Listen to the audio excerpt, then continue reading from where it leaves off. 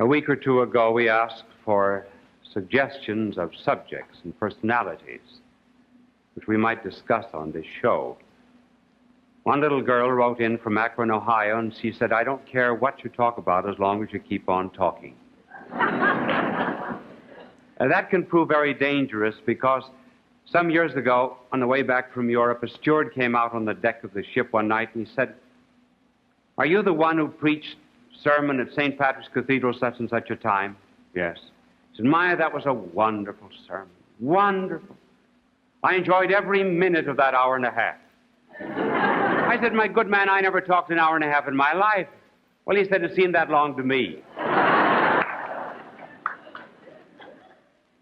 Well, tonight we're going to discuss a very remarkable man of literature. The man who forestalled communism and who understood it better than many who have lived through it. And his name, it has, we should mention, some alternate spellings. Fyodor Dostoevsky. Born in 1821 in Moscow. His father was a doctor in one of the poor hospitals of Moscow. His father was not very kind to the family, nor to the peasants when he bought a farm. The peasants later on killed him. But the son lived from 1821 to 1881. And in that relatively short span of life had three great creative moments. The first creative moment of Fyodor Dostoevsky was when he learned the meaning of freedom. Those were days when students were rather radical, and young Dostoevsky belonged to a radical group as he was studying engineering, though he always loved literature. And he was interested not in the German philosophers, as many were at the time, but in Rousseau, Saint-Simon, Fourier, and others. He wanted to establish some kind of a system where there would be no marriage, no private property, but some weird kind of socialism. And kings and czars were jittery in those days. In the year 1848, Louis Philippe was the last king of France. He lost his throne. Nicholas I was afraid of losing his. So when he heard of this young group of revolutionists in St. Petersburg, he arrested them. 20 of them were thrown into the prison of Peter and Paul. Queer name for a prison. So it was. And then after several months in jail, on the 22nd day of December, 1849, 20 youths were led up on a platform in Skomorsky Square of St. Petersburg. There were lines of 10. Dostoevsky was sixth in the second line. The sheriff mounted the platform. He walked to each of them. He gave the sentence of the court. Condemned to death. Condemned to death. Condemned to death. 20 men, 20 minutes to wait for death. Dostoevsky nudged someone alongside of him. There was a cart down below. 20 coffins in it, black cloth over the coffins. The temperature, 20 degrees below zero. They were stripped of all their clothing except a shirt. It was 7 o'clock in the morning. Dostoevsky looked up, and the sun was just coming through the clouds. It began reflecting itself against the dome of a church. And he said, "In 5 minutes, I will be where the source of all that light is."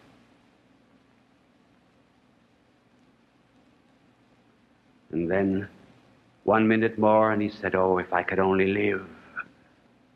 What an eternity of days would be mine, and how I would treasure each moment." And at that moment, a soldier came across the yard waving a white flag and announced that through the mercy of the Tsar, they would not be shot. But Dostoevsky was to be sentenced to 4 years' imprisonment in Siberia. He breathed the air of freedom. He began to be a kind of an embodied spirit. His soul had come back into his body. Dante, because he wrote Inferno, has been described as the man who has been to hell. Dostoevsky was the man who looked death in the face and got back that elemental freedom, the freedom to live and move and have your being. You would understand freedom as well as any man in the world.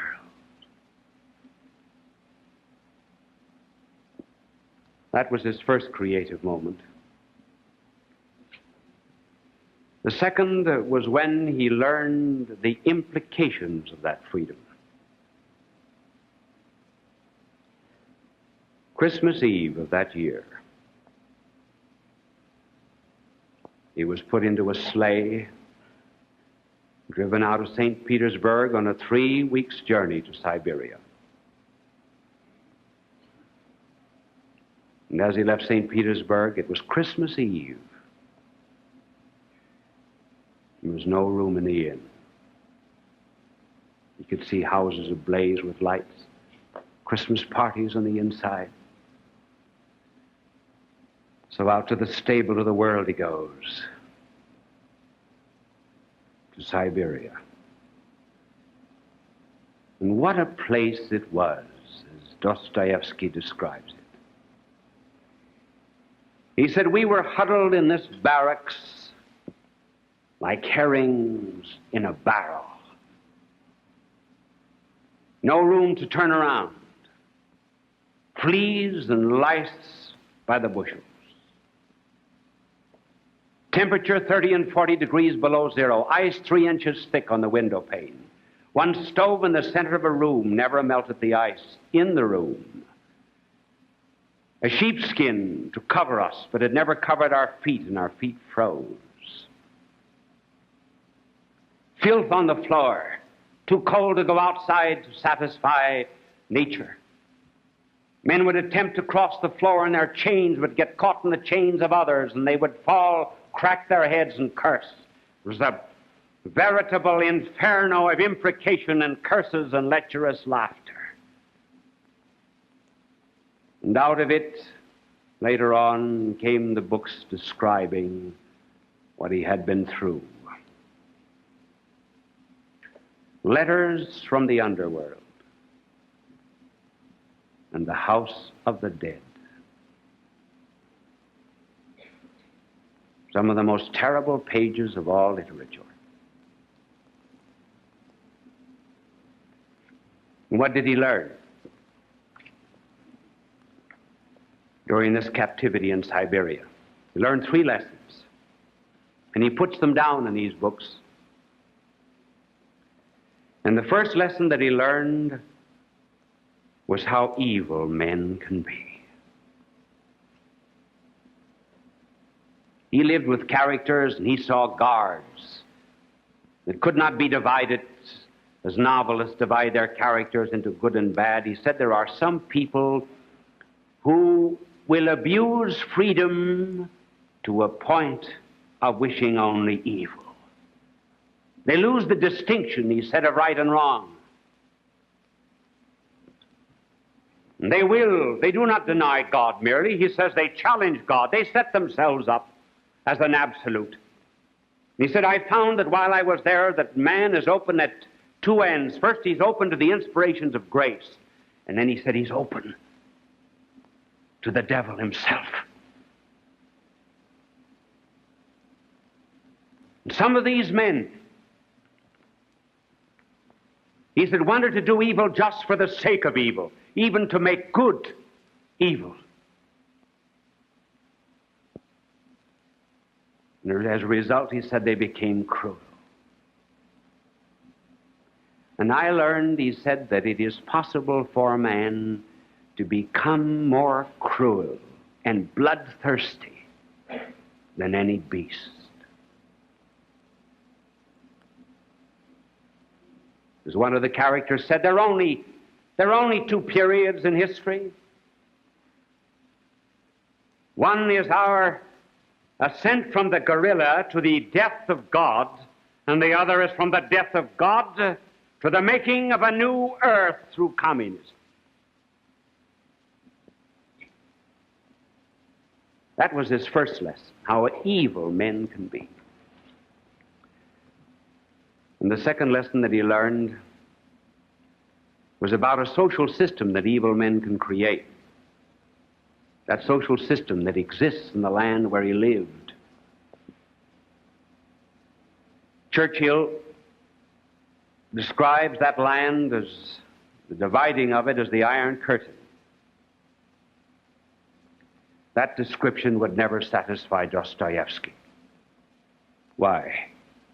Why, because the Iron Curtain is from our side, the comfortable side, the side of real freedom, looking up against something opaque. When you pass through Siberia and see evil such as Dostoevsky saw, that description would never fit it.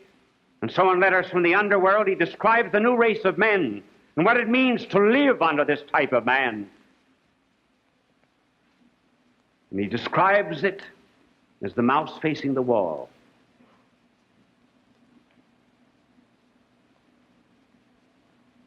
He said a mouse will ultimately come to the last wall, and he will gnaw, but he cannot get through. A bull in the face of a wall will respect it. He will not charge it. It's something sacred. But a mouse will gnaw and gnaw and gnaw and be frustrated because he cannot get through. What is the wall? The wall is the impossible. It is that social system under which men must live unto eternal frustration.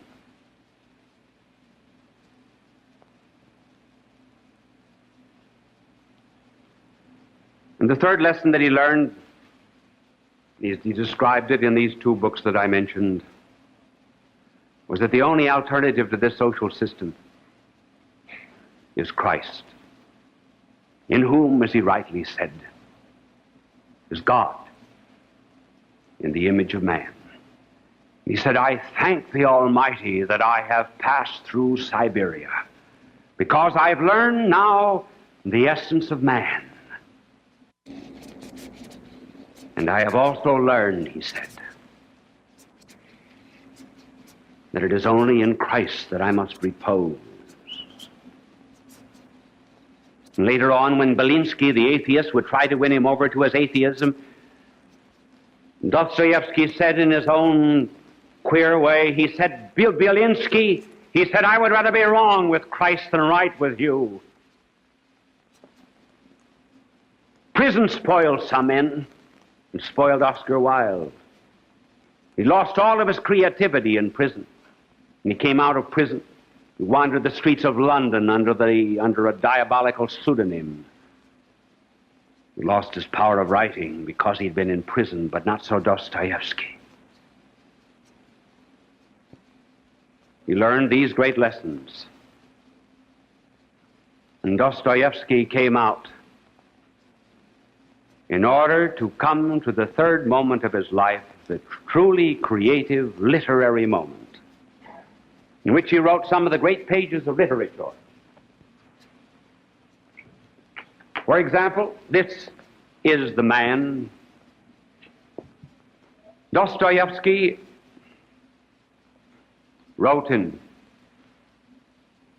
first of all, the one that we will discuss first, Crime and Punishment, in 1866. The Possessed, 1872. We will not have time to discuss Brothers Karamazov, around 1879-80, before he died. In these works, he describes communism that is to come. And he describes it Well, first of all, in Crime and Punishment, where one of the characters is Raskolnikov, the individual communist. Raskolnikov does not believe in a distinction between right and wrong, good and bad. But he's interested in the masses. He's concerned about the poor. He wants to build up a social system. He's concerned with the proletariat. And this new social system that loves the masses must be built up. But in order to build it up, says Raskolnikov, you have to have money. So he kills a poor old woman pawnbroker to get money to establish his socialistic state. And he argues, she was vermin anyway. You see the system? You kill one, you aid 1,000 of the masses, that's simple arithmetic. That's communism. No concern whatever for the individual person. All that matters is the party state, the totalitarian structure. And hence let individuals, wherever they be, in Poland, Hungary, Albania, anywhere else, let them be wiped out. All that matters is the regime that professes to love the poor and tramples on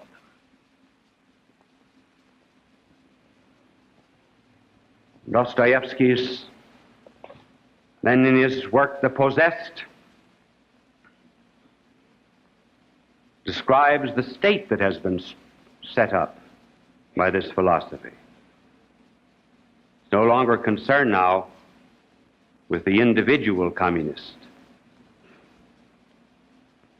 And Verhovinsky says the Russian Revolution will begin with an atheistic base. You see the characters of Dostoevsky, like Kirillov, Shigalov, Verhovinsky, Father Brothers Karamazov and others. Oh yes, they're in pages. Here they are in The Possessed. But these men, you cut a page, blood comes out, and they walk across the streets of Russia. They're living characters, they just have other names. Stalin, Lenin, Bulganov, Bulganin, Khrushchev. He wrote about them, he knew them all. He lived through them, he saw it coming.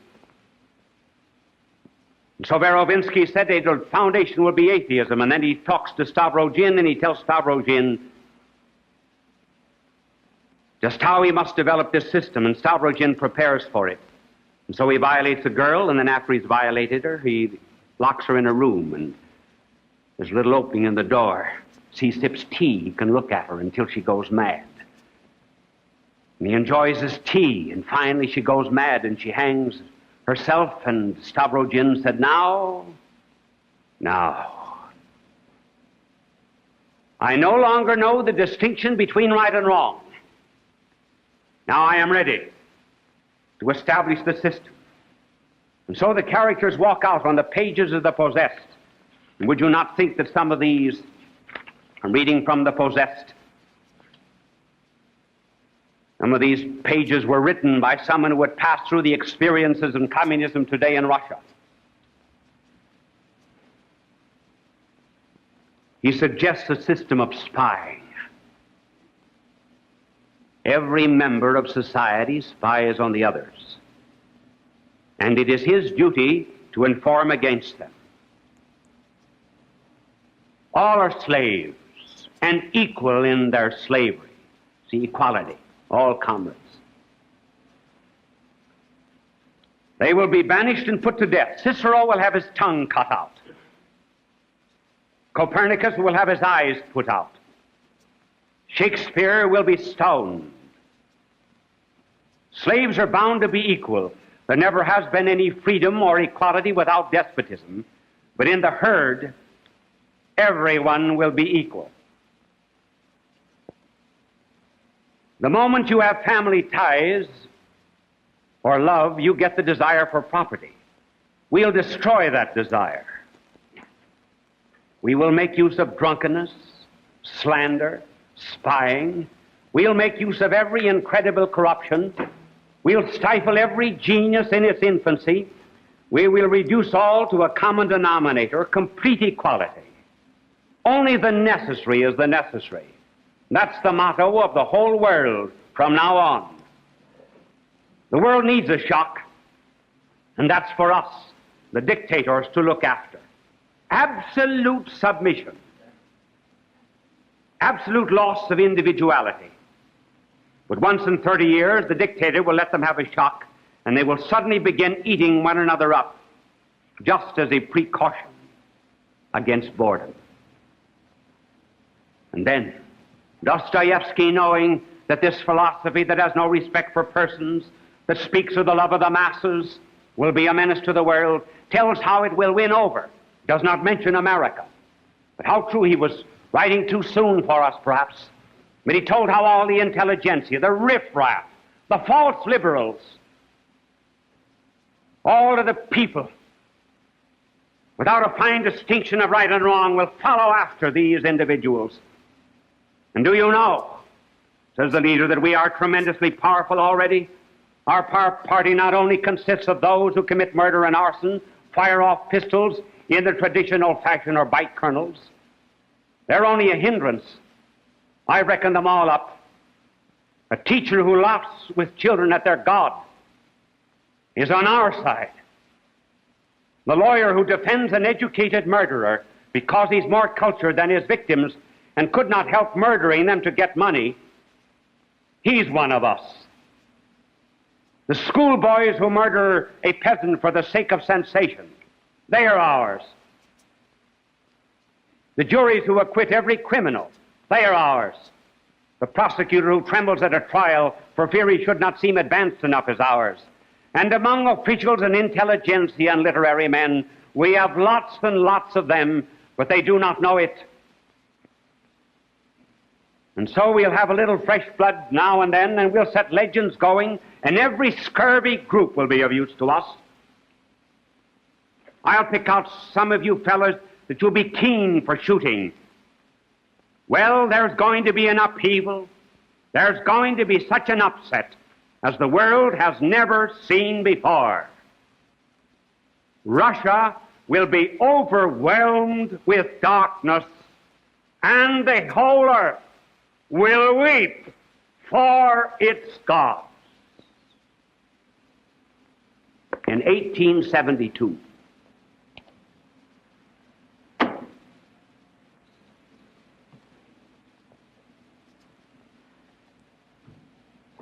but did he despair? Though he knew the world would run after these Raskolnikovs and Shigalovs and Kirillovs? No, toward the end of his life, in the Journal of an Author, he wrote about a soldier, socialist soldier, who said he would commit the worst crime that one could ever commit. He would steal a host. And he stole a host, the Blessed Sacrament, and then said he would shoot it. He leveled his gun, and he saw the image of Christ above him, and he knelt down in penance.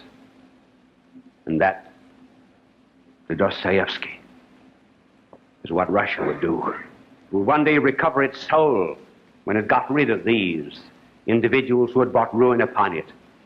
And then on another occasion he said, remember the young man in the land of the Gerasenes who was possessed with devils, and the Lord drove the devils out of the young man into the swine, and the swine were driven into the sea? Dostoevsky said, that's my Russia. My beloved Russia, full of sores, putrefaction, foulness, corruption, full even of devils. But one day, these devils, the Shigalovs, the Kirillovs, the Raskolnikovs, one day these devils will be driven out of Russia. and they will be pushed back and back and back into the sea. And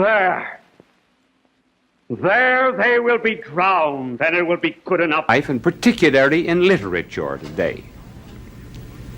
Now, it seems as if we're going to begin a long ways from that subject, because I'm going to begin talking about fleas. This really and truly happened. In a certain university, experimentations were made with dogs, not by vivisection, no. And the dogs were in two separate cages. The university professors wanted all the dogs clean when they worked with them. So in one cage were put dogs who had been dipped and washed and defleed. In the other cage, there were dogs that still had their fleas. I can remember when I was a boy, I think this was one of the first jokes that I ever laughed at, was why puppy dogs had curly tails, and I was told so the fleas could do the loop-the-loop. Well, in any case, these dogs had plenty of fleas. This was not part of the experimentation, but the professors noticed that the really nervous dogs, the neurotic dogs, were those that had no fleas. The dogs in the cages that had fleas kept themselves busy scratching all the time. But the other dogs that had no fleas, simply because they were caged, they began to develop a kind of a canine delinquency. And they howled and they shrieked, and this energy that they had to come out some way. And it came out in their nervousness. The other dogs had a purpose in life, at least briefly, namely to scratch off their fleas. That brings up the question, does a want of purpose have anything to do with hopelessness, and is it a cause of neuroses? Now, we're going to take one field, because perhaps there is no area or dimension of life which better reveals what people are thinking about, the advanced thinking, than novels, plays, and the theater in general. Now, literature today seems pervaded with a gloom and a hopelessness. Take, for example, the famous play of Albert Camus called The Plague. The hero of it is a Dr. Rieux. This doctor takes care of a plague. He builds laboratories. He spends himself and is spent in caring for the victims of plague. He even builds crematories to care for the countless victims. And he conquers it to some extent, but Dr. Rieux knows very well that the germs of the plague are in clothing, they're in furniture, and that very soon the plague will break out again. The assumption is, this is life. We get out of one difficulty, and then into another, and life ends after the succession. No hope, just tragedy. Then there's the novel of, who is it? I'm not sure. Cassec? The City Beyond the River. And this, too, is a symbolism of the turmoil and the neurosis of the modern soul. But, of course, being a novelist, one presents it symbolically. And in this particular story, there are two factories. In one factory, great big stones are broken up, crushed, and finally dissolved into fine powder. Then all of this powder is shipped to another factory. And when it gets into this other factory, all of this fine powder is boiled and made into big stones. Then all the big stones are taken back to the first factory. There they're ground again. Then they're shipped back again, and so the process continues. Any purpose? None whatever. Tense despair. Ernest Hemingway, the old man of the sea. Here he is battling with a shark whom he knows eventually is going to take his life. No prospect of success, no issue to life. Then there's Françoise Sagan. Bonjour, tristesse. Salute to sadness.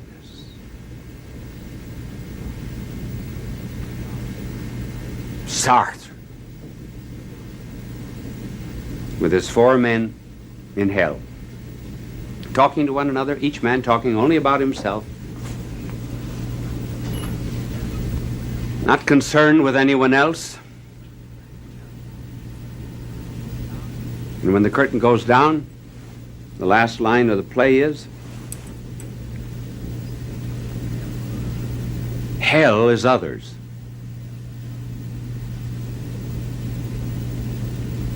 In this intense egotism, one is never concerned about hearing another one's ills.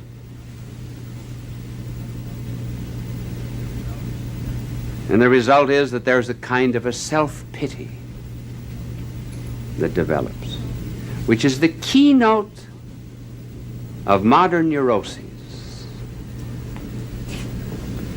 Self-pity. And that in its turn develops a queer kind of compassion that is found in modern life. Remember in the story of the Good Samaritan, he passed by the wounded man on the way from Jerusalem to Jericho. And it was said he was filled with compassion. And his compassion went out to others, so that he himself was willing to relieve himself, as he did financially and also physically, of his energy in order to help another. But in this self-pity of modern literature, there's a peculiar kind of compassion that is now becoming part of our ordinary life. Namely, for whom do you feel sympathy today?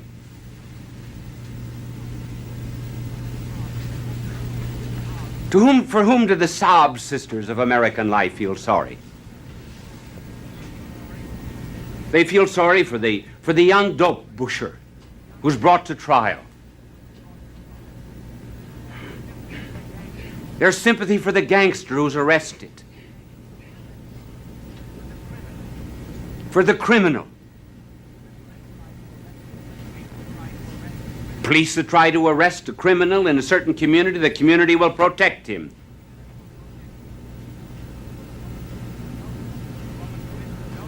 A woman commits adultery, there's sympathy for whom? For her.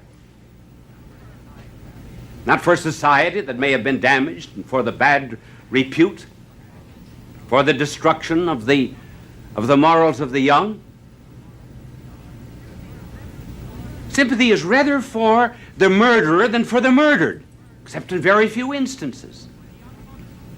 For the young mugger instead of the one that's mugged.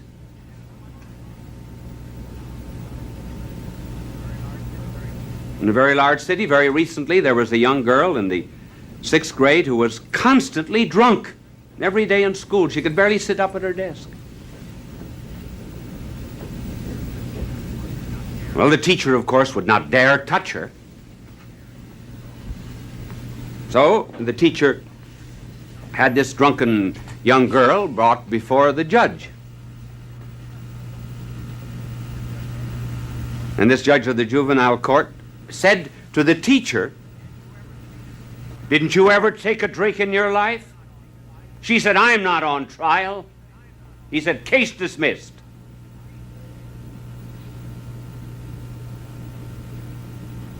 Compassion was for her, not for the other school children, not for the teacher.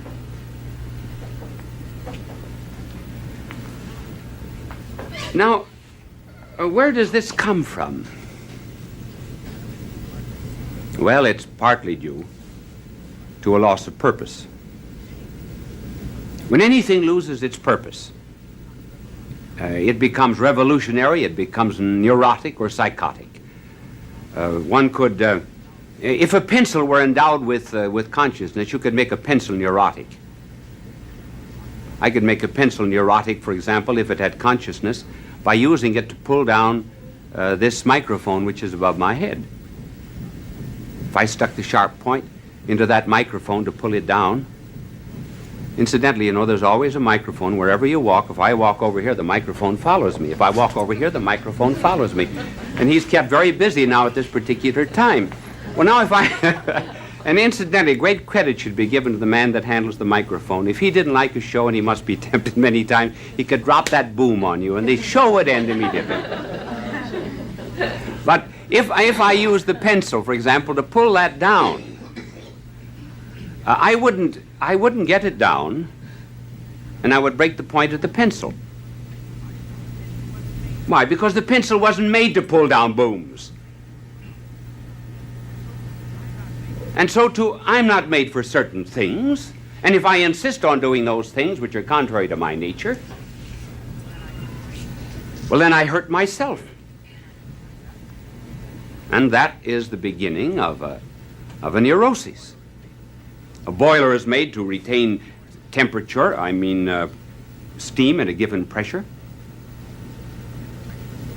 And this pressure, yes, is imposed by an engineer, by an intelligent mind.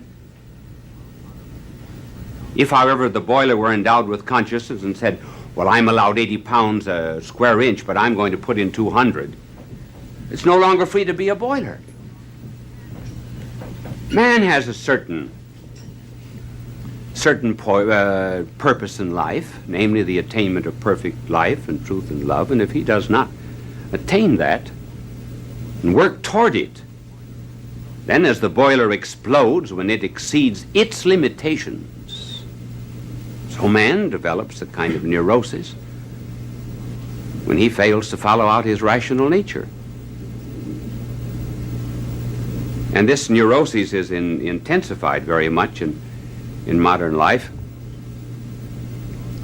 simply because we never think of ourselves to blame. So today, how are children taught? For example, a child is walking, learning to walk across the floor. And the child finally bumps into the chair and stumbles. What does the mother say? Mama spanked the naughty chair to hurt baby. Mama spanked the naughty floor to hurt baby. Oh no, baby has anything to do with it. Chair, floor, ductless glands, father, mother, Oedipus complex, Electra complex, never the person, always somebody outside. And then they grow up saying, oh, there isn't anything in life, nothing. What are they afraid of if there's nothing? That nothing is a something to them. They call it an it. I'm afraid of it, whatever it be. Sure. It takes eternity to make a man despair. Pigs don't despair. Roosters have no psychoses. Pigs have no neuroses. They weren't made for the same thing man was made. I think perhaps we could illustrate all of this simply in terms of lines. And my lines will all be very simple, hence these will be good drawings. This vertical line here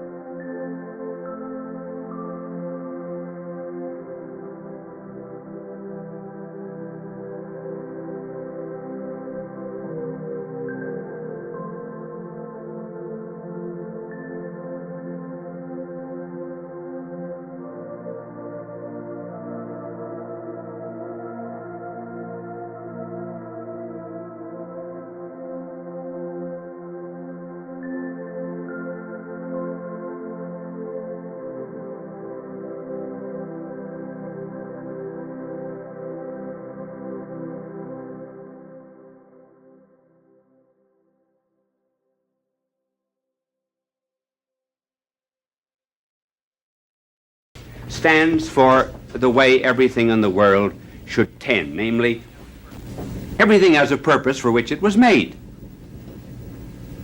And it's happy when it attains that goal.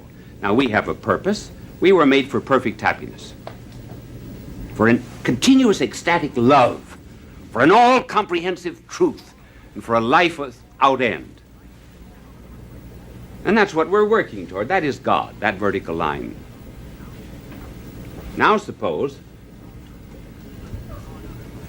we draw another line which indicates man. This horizontal line here indicates man because man has a temporal process. In time, he makes progress in the acquisition of knowledge, the development of science, the assistance of neighbor, and so forth. The ultimate purpose of man, however, is what? Is to unite his will, his life, with the divine life. So that when man makes his life correspond with the divine life, he has happiness, as much happiness as one can find in this world. As Dante said, "In thy will is our peace." Suppose now, a man says, well, I'm not going to follow the divine will, which is this way. I'm going to cross it and negate it.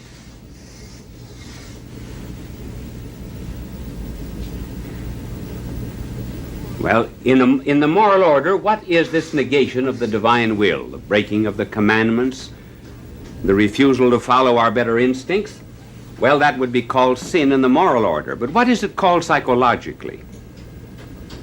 It's called a complex. In other words, we get all crossed up. We're at 6s and 7s.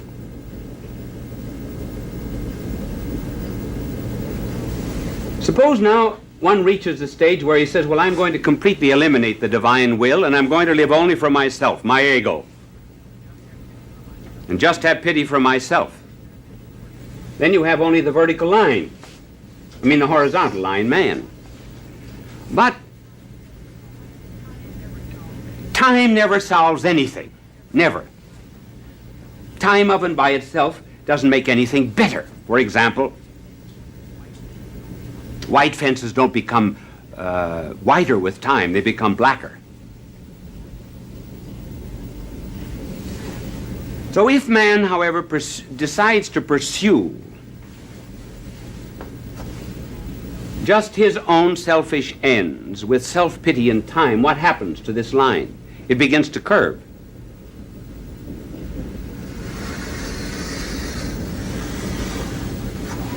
And finally, the ego gets locked up inside of itself. There's a hard shell. It is very difficult to penetrate. And that's the state of many minds that have abandoned the final goal of life.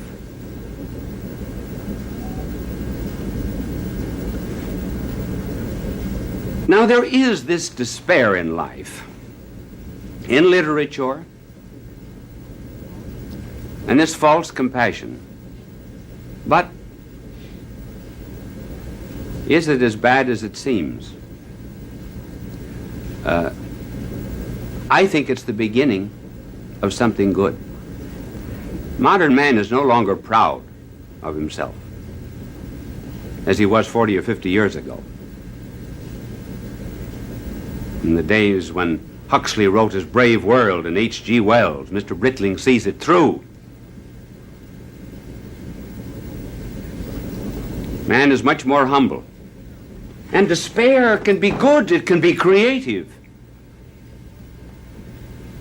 So if this be modern man here, see, we're making him a man. Oh, I know, I should make him a sad man. If this be modern man, there's still hope. And where does the hope come from? From the fact that man has a hole in his head. Really. Every man's got a hole in his head.